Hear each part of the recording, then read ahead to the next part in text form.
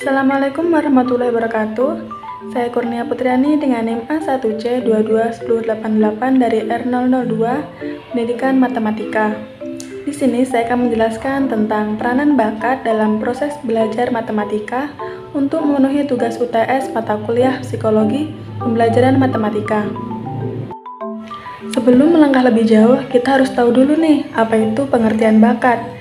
Arti bakat adalah sebuah kemampuan yang dimiliki oleh seseorang secara alami dan bisa dikembangkan dengan lebih cepat dan lebih baik dibandingkan dengan orang biasa. Atau dengan kata lain, bakat adalah kemampuan dalam diri seseorang yang sudah dimiliki sejak lahir, di mana kemampuan tersebut dapat digunakan untuk mempelajari sesuatu dengan cepat dan dengan hasil yang baik tentunya. Bakat merupakan potensi yang dimiliki oleh seseorang sebagai bawaan sejak lahir yang dengan dimiliki oleh seseorang sebagai macam pengetahuan dan keterampilan khusus. Contoh, seseorang yang berbakat melukis akan lebih cepat mengerjakan pekerjaan lukisnya dibandingkan dengan orang yang kurang berbakat dalam bidang lukis. Selain itu, bakat juga dapat diartikan sebagai kemampuan bawaan yang merupakan potensi atau potential ability yang masih perlu dikembangkan melalui latihan. Karena sifatnya yang masih bersifat potensial atau masih laten, maka perlu intervensi untuk melatih dan mengembangkan potensi tersebut. Bakat juga merupakan kemampuan alamiah untuk memperoleh pengetahuan dan keterampilan yang relatif bersifat umum atau misalnya bakat intelektual umum atau khusus, bakat akademik khusus. Bakat juga disebut dengan talenta. Bakat pada awalnya merupakan hal yang amat penting sehubungan dengan bidang pekerjaan atau tugas. Kemudian pada bidang pendidikan juga memperhatikan masalah bakat tersebut, mengingat fungsi pendidikan itu adalah untuk mempersiapkan diri untuk memasuki dalam dunia kerja. Dalam proses pendidikan, bakat merupakan faktor penting untuk mendapatkan perhatian cara mendidik. Bakat bukanlah merupakan sifat tunggal, melainkan merupakan sekelompok sifat yang secara bertingkat membentuk bakat. Bakat baru muncul bila ada kesempatan untuk berkembang atau dikembangkan, sehingga mungkin saja seseorang tidak mengetahui dan mengembangkan bakatnya, sehingga tetap merupakan kemampuan yang talent. Bakat yang dimiliki oleh setiap orang pastinya beda-beda. Misalnya saja bidang seni, ada yang berbakat pada seni musik, pada seni lukis, maupun seni vokal atau tarik suara. Bakat seseorang tidak akan pernah hilang dari dirinya, sebab sudah dikatakan di awal tadi bahwa bakat merupakan bawaan sejak lahir. Seseorang yang terus menyalurkan dan mengembangkan bakatnya bisa menjadi orang profesional dalam bidangnya. Kemudian berikut ini merupakan pengertian bakat menurut para ahli. Yang pertama, menurut William B. Michael. Menurut William B. Michael, pengertian bakat adalah suatu kapasitas yang ada dalam diri seseorang yang mana dalam melakukan tugas serta melakukannya dipengaruhi oleh latihan yang sudah dijalaninya. Yang kedua, menurut S.C. Utami Munandar. Menurutnya, bakat adalah sebuah kemampuan bawaan dari seseorang yang mana sebagai potensi yang masih perlu untuk dikembangkan lebih lanjut dan dilatih agar dapat mencapai impian yang ingin diwujudkan. Ketiga, menurut Kartini Kartono.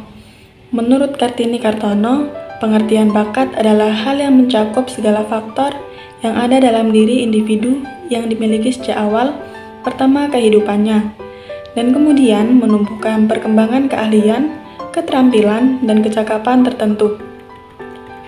Bakat ini sifatnya laten potensial, sehingga masih bisa tumbuh dan dikembangkan.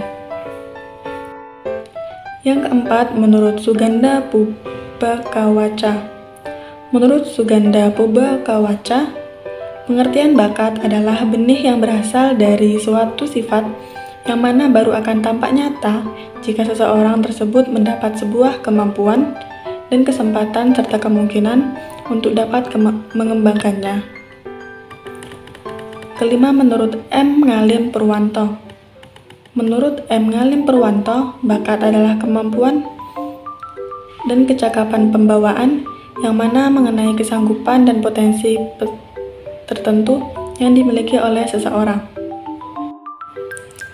Yang selanjutnya, jenis-jenis bakat. Secara umum, bakat dibedakan menjadi dua jenis. Yang pertama, bakat umum dan bakat khusus. Bakat umum merupakan kemampuan atau kecakapan yang secara umum dimiliki oleh setiap orang. Contohnya, berjalan, berbicara, bergerak, menulis, dan membaca. Yang kemudian, bakat khusus. Bakat khusus merupakan kemampuan atau kecakapan yang secara khusus dimiliki oleh masing-masing orang, sehingga tidak semua orang memiliki bakat khusus yang sama. Bakat khusus dibagi menjadi 8 bagian. Pertama, bakat verbal. Bakat verbal merupakan kemampuan khusus yang dimiliki oleh seseorang mengenai konsep atau hal yang berhubungan dengan bentuk kata. Contohnya, bakat dalam berdiplomatis.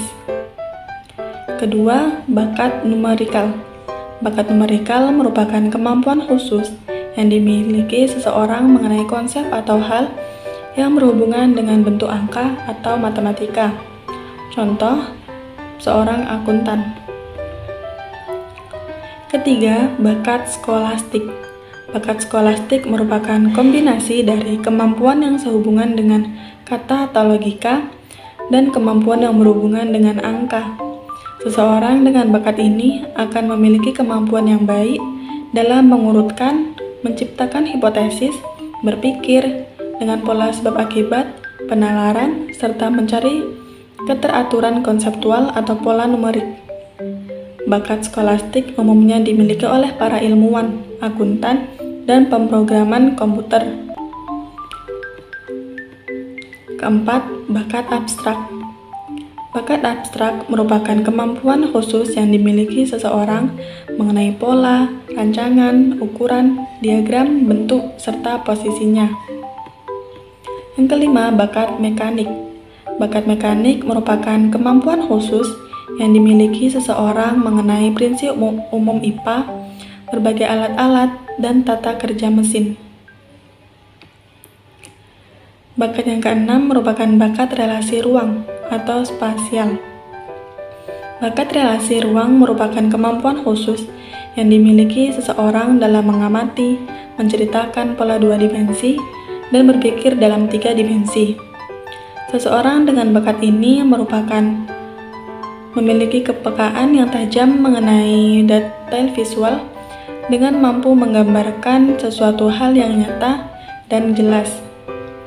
Bakat ini biasanya dimiliki oleh artis, arsitek, pilot, fotografer, insinyur mesin, dan beberapa profesi lainnya. Bakat ketujuh yaitu bakat kecepatan, ketelitian, klerikal. Bakat ini merupakan kemampuan yang dimiliki seseorang dalam bidang menulis, meramu untuk laboratorium, kantor, dan lainnya. Selanjutnya, bakat bahasa atau linguistik. Bakat bahasa merupakan kemampuan khusus yang dimiliki seseorang dalam melakukan penalaran analisis bahasa atau ahli linguistik. Bakat ini biasanya dimanfaatkan dalam bidang jurnalistik, penyiaran, hukum, editing, stenografi, pramuniaga, dan lainnya. Berikutnya merupakan faktor yang mempengaruhi bakat. Berkembang atau tidaknya bakat yang dimiliki oleh seseorang sangat dipengaruhi oleh beberapa faktor. Faktor tersebut dapat berasal dari internal atau eksternal. Yang pertama, faktor yang berasal dari individu atau faktor internal. Faktor yang pertama yaitu faktor bawaan atau genetik. Faktor bawaan atau keturunan hereditas merupakan faktor pertama yang mempengaruhi tumbuh kembang anak. Faktor ini dapat diartikan sebagai semua ciri atau karakteristik individu yang diwariskan kepada anak atau segala potensi baik fisik maupun psikis yang dimiliki seseorang sejak masa pertumbuhan sebagai warisan dari orang tua. Faktor bawaan adalah faktor yang mendukung perkembangan individu dalam minat dan bakat. Sebagai totalitas karakteristik individu yang diwariskan orang tua kepada anak dalam segala potensi melalui fisik maupun psikis yang dimiliki individu sebagai pewaris dari orang tuanya. Dari segi biologi, bakat sangat berhubungan dengan fungsi otak. Bila otak kiri dominan, segala tindakan dan verbal intelektual sekuensial, teratur, rapi, dan logis. Sedangkan otak kanan berhubungan dengan masalah spasial, nonverbal, estetik, dan artistik, serta atletis. Kedua, interest atau minat. Minat akan berpengaruh terhadap perkembangan bakat. Seseorang yang berminat terhadap sesuatu biasanya akan berusaha untuk mendapatkannya. Misalnya, anak dengan bakat matematika. Bakatnya tidak akan berkembang tanpa adanya ketertarikan atau minat sang anak kepada matematika atau hitung-hitungan. Anak dengan bakat musik tidak akan berkembang tanpa ia memiliki ketertarikan terhadap irama dan nada. Selanjutnya, motivasi. Selain minat, bakat juga dipengaruhi oleh motivasi. Bakat anak kurang berkembang atau tidak menonjol apabila ia tidak memiliki motivasi atau dorongan dari dalam dirinya sendiri untuk mengembangkan bakatnya tersebut. Motivasi berhubungan dengan kuatnya daya juang anak untuk mencapai suatu sasaran tertentu. Jika kurang motivasi untuk menjadi olahragawan, maka seorang anak dengan bakat sepak bola menghadapi rintangan kecil saja dalam belajar sepak bola akan menghilangkan semangatnya berlatih. Selanjutnya, value. Value yaitu nilai yang dimiliki seorang terhadap bakat yang dimilikinya. Jika dia memberi arti negatif terhadap bakat tersebut, kurang menghargainya tentu akan menjadi penghalang untuk mengaktualisasikannya. Misalnya, bakat anak dalam olahraga catur. Jika anak memberi nilai negatif pada bakat ini atau menganggap bahwa menjadi atlet catur tidak begitu membanggakan, kurang terkenal dibanding bakat lainnya, dan penilaian negatif lainnya, maka bakat anak di bidang catur tersebut akan tetap terpendam.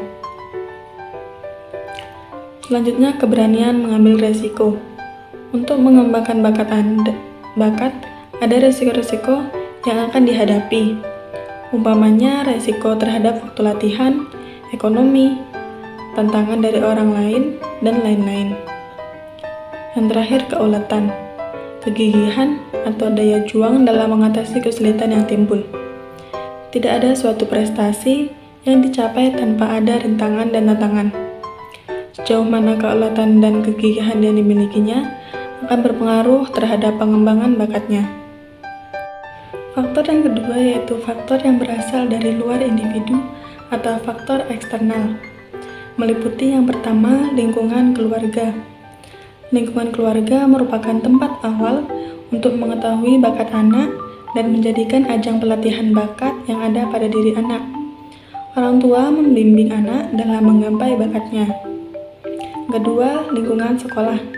Lingkungan sekolah dapat digunakan untuk anak dalam proses belajar mengajar dan dapat mempengaruhi minat dan bakat anak dikembangkan secara intensif dan guru menjadi tanggung jawab untuk proses pengembangan bakat di sekolah. Ketiga, lingkungan sosial. Melalui proses sosialisasi, misalnya kebudayaan tertentu untuk membentuk perilaku tertentu.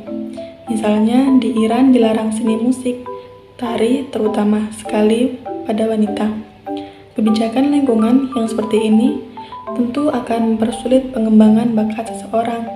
Individu yang memiliki bakat dan memperoleh dukungan, baik dukungan dari faktor internal maupun eksternal, maka akan memunculkan kinerja yang optimal sehingga mencapai prestasi dalam bakatnya. Yang keempat, sarana dan prasarana. Pengembangan bakat memerlukan sarana dan prasarana untuk memfasilitasi bakat yang dimiliki individu. Misalnya, untuk mengembangkan bakat melukis, memerlukan kanvas, cat, kuas, dan untuk olahraga memerlukan lapangan bermain. Yang kelima, kesempatan atau waktu untuk mengembangkan diri. Berpengalaman dan latihan memerlukan waktu. Jika seseorang sibuk dalam kegiatan yang lain sehingga tidak memiliki waktu untuk mengembangkan bakat tertentu, tentu aktualisasi bakat tersebut tidak akan terpenuhi. Yang keenam, dukungan dan dorongan dari keluarga. Individu yang memiliki keluarga yang mengerti tentang bakat anaknya tentu akan mendorong anaknya untuk mencapai. Berbeda dengan keluarga yang tidak paham bahkan mencela bakat anaknya. Hal ini akan membuat anak tidak bersemangat untuk mengembangkan bakatnya. Selanjutnya, contoh bakat. Adanya seorang anak SD yang memiliki bakat untuk menyanyi lantaran ia terlahir dari keluarga besar sebagai seorang penyanyi. Lantas, ketika menjelang dewasa, orang tuanya menitipkan anaknya untuk tinggal di pesantren yang notabene lingkungannya di pesantren belajar dan mendalami agama Islam. Kemudian lambat laun dia juga mempelajari pidato hingga menjadi seorang dai atau penceramah. Dari contoh tersebut, dalam kajian psikologi, bakat menyanyi dipengaruhi oleh keluarganya yang memang penyanyi sehingga disebut sebagai bakat internal. Sedangkan untuk pidato, anak tersebut bisa memperoleh bakat karena adanya lingkungan, yaitu dari pesantren yang memang mendukung untuk belajar lebih dalam mengenai agama, sehingga dalam hal ini dipengaruhi oleh bakat eksternal. Berikutnya, usaha guru untuk mengenali dan mengembangkan bakat. Profesi guru mengemban tugas yang cukup sulit, tetapi sangat mulia. Tugas sebagai guru sangat banyak sekali, yang salah satunya memiliki peran dalam perkembangan peserta didik atau siswanya pada pengetahuan, karakter, dan emosionalnya. Dikatakan guru yang sukses, tentu indikatornya adalah perubahan atau perkembangan pada siswanya, yang awalnya tidak tahu menjadi tahu, dan yang awalnya tidak bisa menjadi bisa. Setiap siswa memiliki kecerdasan yang tinggi, namun memiliki bakat yang berbeda. Bakat tersebut mempengaruhi tingkat semangat dan kesungguhan seseorang siswa untuk belajar. Bakat merupakan kemampuan terpendam di dalam diri siswa yang memiliki potensi untuk terus dikembangkan dan dilatih supaya mencapai maksimal dalam kecakapan, pengetahuan, atau keterampilan khusus. Ada seseorang siswa yang berbakat dalam musik akan lebih mudah diajarkan daripada siswa yang tidak memiliki bakat dalam musik. Seorang psikologi populer, Abraham Maslow, mendapatkan setiap orang punya potensi terpendam yang suatu saat akan muncul dan akan menjadi kebutuhan, serta harus mendapatkan perhatian serius. Bakat tersebut jangan diremehkan, sebab sangat signifikan dengan perkembangan anak.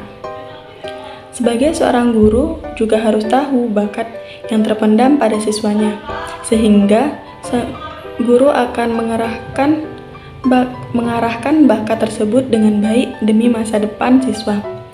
Oleh sebab itu, usaha guru untuk mengenali dan mengembangkan bakat peserta didik menjadi tanggung jawab yang harus dijalankan dan terlihat dalam aspek berikut ini. Yang pertama, memberikan perhatian terhadap bakat peserta didik. Setiap peserta didik memiliki bakat yang berbeda-beda, dan setiap bakat harus diperhatikan secara khusus. Di kelas dengan pola penyeragaman memang agak sulit memberikan perhatian sebagai fokus. Seorang guru hanya perlu melihat potensi siswa saja. Untuk aksi lebih lanjut bisa dibantu oleh orang tua siswa dalam pengembangannya. Yang kedua, memotivasi siswa agar berpikir positif pada bakat yang dimilikinya. Setelah guru mengetahui bakat pada peserta didik, guru harus mendorong siswanya dan memberikan semangat yang positif, bahwa bakatnya harus terus dikembangkan dan bakat tersebut dapat membawa kepada kesuksesan di masa depan. Yang ketiga, memberikan pengetahuan, wawasan, pengalaman terkait bakat yang dimiliki. Peserta didik harus diperkaya dengan pengetahuan dan wawasan, serta praktek langsung terkait bakat yang dimilikinya, sehingga benar-benar bisa menjadi seorang yang ahli suatu saat. Seorang guru bisa menerapkan aktivitas sesuai bakat siswanya, dan itu akan ditiru serta baik dalam pengembangan bakatnya. Yang keempat, memberikan ruang pelatihan pengembangan bakat. Bakat terpendam yang hebat pun tidak akan keluar dengan maksimal jika tidak ada tempat menyalurkannya.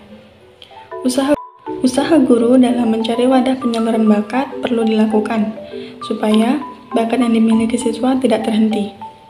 Tidak hanya fasilitas yang ada di sekolah, peserta didik juga diperkenankan untuk mengikuti kegiatan yang mengembangkan bakatnya di luar sekolah. Yang keenam, lingkungan yang positif dan banyak tokoh inspiratif. Lingkungan tempat tinggal siswa yang baik akan mempengaruhi perkembangan bakatnya dengan baik. Apalagi, lingkungan tersebut memiliki program yang menunjang potensi anak-anak yang berada di sana. Tidak hanya lingkungan saja, keberadaan sosok atau tokoh masyarakat yang menjadi inspirasi akan memberikan motivasi yang kuat dalam diri siswa. Kemudian, memberikan reward terhadap usaha siswa. Dalam pengembangan bakat, seorang siswa perlu melakukan berbagai usaha. Kerap kali juga usaha yang dilakukan mungkin dianggap kurang maksimal oleh guru. Tetapi, guru harus memberikan reward, walau hanya sekedar kata-kata. Reward tersebut akan mempengaruhi batinnya, dan itu mendorong dirinya semakin berusaha dengan maksimal. Yang ketujuh, dukungan terhadap pengembangan bakat. Setiap bakat tentu baik jika dikembangkan dengan baik. Mungkin orang tua atau guru enggan mengembangkan bakat yang dimiliki siswanya dengan berbagai alasan. Salah satunya orang tua menginginkan anaknya sukses mengikuti dirinya, atau seorang guru khawatir dengan nasib siswa tersebut dengan bakat yang dimiliki. Tidak banyak pekerjaan yang sesuai dengan bakat tersebut. Alasan ini dan itu jauhkanlah dari pikiran untuk mengembangkan bakat. Yang terpenting, dukungan terhadap bakat yang ada. Soal apa yang akan terjadi di depan, hiraukan terlebih dahulu. Yakinlah, bakat yang terus dikembangkan sampai pada titik maksimal akan sangat berguna, terkhusus untuk pemilik bakat tersebut. Kedelapan, menjalin kerjasama antara guru dengan orang tua. Perlu diperhatikan bagi guru dan orang tua terkait bakat yang dimiliki siswa. Kerjasama yang dilakukan akan menjadi kontrol pengembangan bakat, baik saat berada di sekolah maupun lingkungan. Kesembilan, lakukan kompetensi antar bakat. Guru yang melihat siswa dengan bakat yang sama bisa langsung melatihnya secara bersamaan, lalu mempertandingkan bakat yang sama tersebut. Bahkan bakat tersebut dapat dikuatkan lagi dengan mengikuti kompetisi baik di sekolah, daerah, maupun provinsi. Kesimpulan yang dapat diambil yaitu bakat adalah sebuah kemampuan yang dimiliki oleh seseorang secara alami dan bisa dikembangkan dengan lebih cepat dan lebih baik dibandingkan dengan orang biasa. Atau dengan kata lain, bakat adalah kemampuan dalam diri seseorang yang sudah dimiliki sejak lahir. Bakat secara umum terbagi menjadi dua, yaitu bakat umum dan bakat khusus. Berkembang atau tidaknya bakat yang dimiliki seseorang sangat dipengaruhi oleh beberapa faktor, yaitu faktor yang berasal dari internal dan eksternal. Faktor eksternal biasanya berasal dari lingkungan keluarga, lingkungan sekolah, lingkungan sosial, sarana dan prasarana, kesempatan, dan dukungan dan dorongan dari keluarga. Bakat dimiliki oleh setiap individu. Peserta didik yang akan mengikuti pembelajaran datang dengan membawa sebuah bakat yang ada pada diri mereka masing-masing. Kemudian gurulah yang harus berperan sebagai fasilitator untuk mengembangkan bakat peserta didik. Itu tadi pemaparan materi mengenai peranan bakat dalam proses belajar matematika yang dapat saya sampaikan. Saya akhiri, wassalamualaikum warahmatullahi wabarakatuh.